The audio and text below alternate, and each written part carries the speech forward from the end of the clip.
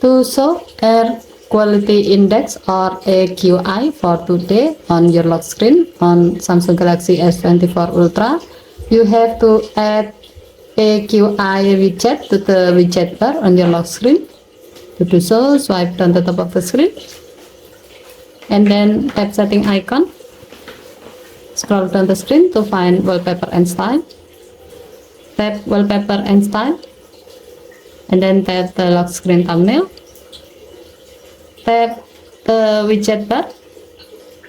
Scroll down the widget screen. Tap weather.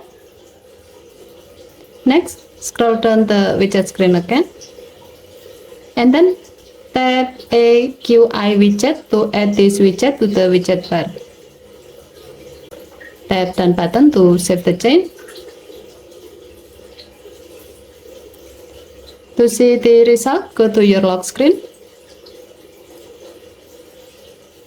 As you can see now on the widget bar below the lock screen clock, the AQI widget shows air quality index value. In this case, it shows 28, which means it's the air quality index of the forecast area is low or good.